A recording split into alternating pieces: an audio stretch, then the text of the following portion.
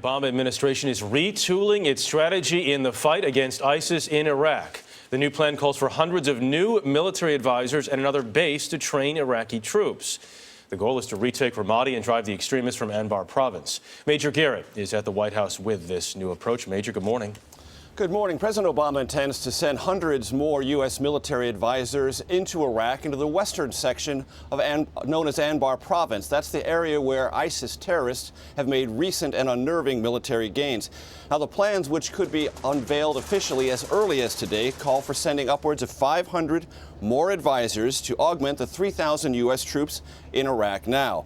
All the U.S. troops would remain under the same strict military guidelines. No frontline advising or intelligence gathering, this to minimize the risk of combat deaths or capture.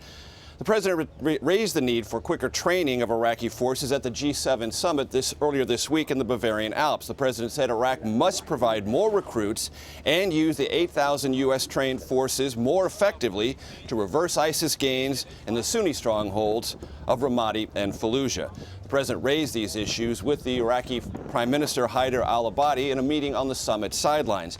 The president also said this emerging new retooled strategy needs to stop the flow of fighters into Iraq, and there are new efforts to begin there and focus on the Turkish-Syrian border. The idea is to use Kurdish forces and more tightly coordinated U.S. airstrikes to stop ISIS fighters from joining the combat.